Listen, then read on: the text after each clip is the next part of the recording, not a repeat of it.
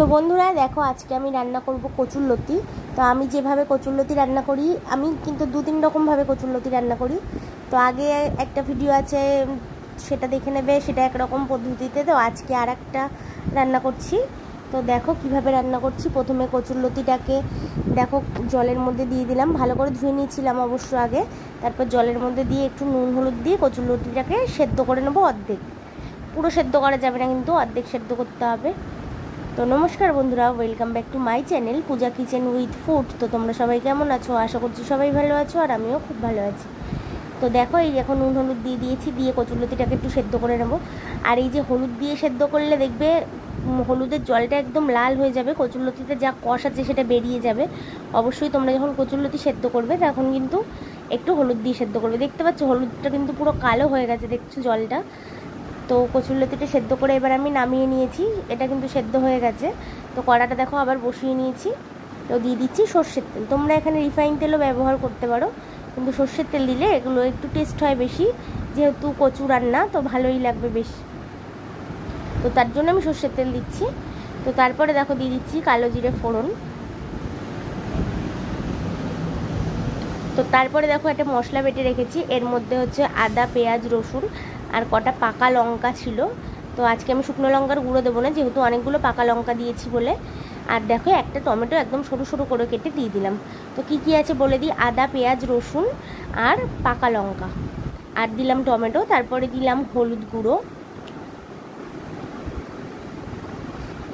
তারপরে দিয়ে দিচ্ছি নুন। নুনটা বুঝে দিতে হবে, যেহেতু আমি কচুরলতি সেদ্ধর সময় নুন দিয়েছিলাম তার জন্য। তো সব কিছু দিয়ে দেখো মশলাটা একটু ভালোভাবে ভেজে নিতে হবে। আর রসুন কিন্তু খুব বেশি দেবে না, রসুন এই গরমে খুব বেশি ভালো লাগে না। তো তোমরা যে যেমন পেঁয়াজ রসুন খেতে পছন্দ করো, মশলাটা কিন্তু সেইভাবেই দেবে। আর দেখো মশলার বাটিটা ধুয়ে আমি একটু জল দিয়ে দিচ্ছি। আর খুবই তাড়াতাড়ি এই কচুরলতির রেসিপিটা রান্না হয়ে যায়, তো অবশ্যই একবার ট্রাই করবে এরমভাবে। আর এরমভাবে কচুরলতি খেতে কিন্তু খুবই সুন্দর লাগে।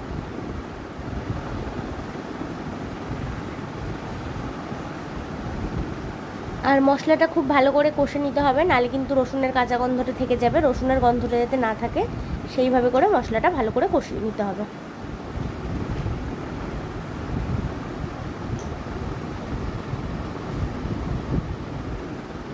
তো বন্ধুরা এরপরে আমি দিয়ে দিচ্ছি দেখো জিরের গুঁড়ো। আর জিরের গুঁড়ো আর ধনের গুঁড়োটা কিন্তু এটা দিতেই হবে, নাহলে কিন্তু সেই স্বাদটা আর আসবে না। তো জিরে গুঁড়ো ধনে গুঁড়ো এই দুটো কিন্তু অবশ্যই দিতে হবে।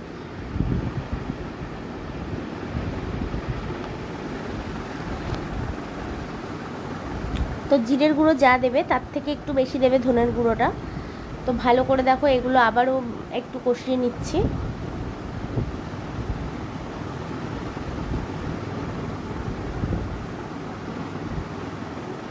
তো যেরকমভাবেই হোক মশলাটাই শুধু কষানোই এটার কাজ, মানে মশলাটা কিন্তু খুব ভালো করে কষাতে হবে, নাতে কিন্তু বেশ কাঁচা কাঁচা একটা গন্ধ বেরোবে। তার জন্য কিন্তু মশলাটা খুব ভালো করে কষতে হবে।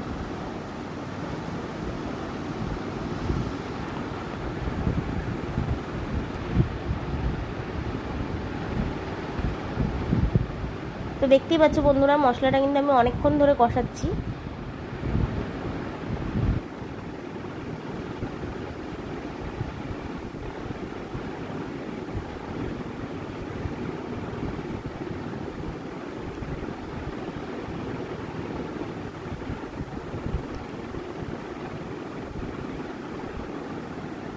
তো এইবার দেখো আমি কচুরলতিগুলো দিয়ে দিলাম মশলার মধ্যে।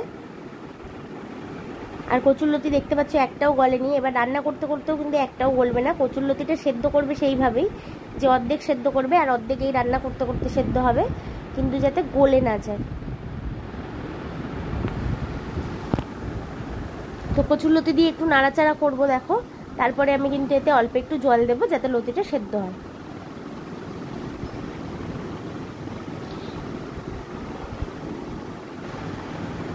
তো দেখতে পাচ্ছ বন্ধুরা, সাইড দিয়ে তেল ছাড়তে শুরু করে দিয়েছে। তো কষানোটা কিন্তু খুব ভালোভাবে হয়ে গেছে।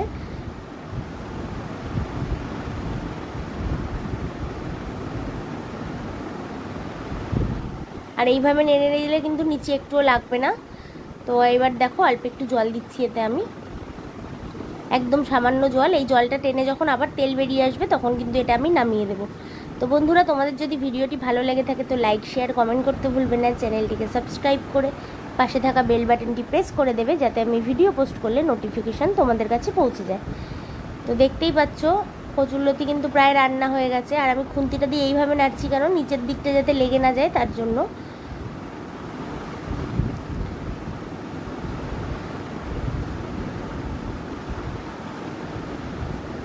তো বন্ধুরা দেখো, তেল কিন্তু ছাড়তে শুরু করে দিয়েছে, দেখতেই পাচ্ছ। তো এই রান্নাটা কিন্তু আমার পুরো রেডি হয়ে গেছে। তো তোমরা অবশ্যই রেসিপিটা বলবে একবার ট্রাই করো। তো তোমাদের কেমন লাগে অবশ্যই জানিও। এর পরের দিনকে কিন্তু কচুরলতির আরেকটা রেসিপি আমি দেবো, তখন মানে ওটা একটু আলাদা এটার থেকে। তো অবশ্যই তোমরা দেখো, আর এইভাবে লতি একদিন ট্রাই করো, দেখবে খুব ভালো লাগবে। কোনো চিংড়ি মাছের দরকার পড়বে না, চিংড়ি মাছ দিলে তো আরও স্বাদ বাড়বে, কিন্তু এটাতে যথেষ্ট সুন্দর স্বাদ হয়। তো দেখো কেমন হয়েছে জানিও, আর অবশ্যই কিন্তু বাড়িতে একবার ট্রাই করো। ভিডিওটা ভালো লাগলে একটা লাইক, শেয়ার, কমেন্ট করতে ভুলো না। তো দেখা হচ্ছে আবার একটা নতুন ভিডিওর সাথে। ততক্ষণ সবাই সুস্থ থেকো আর ভালো থেকো।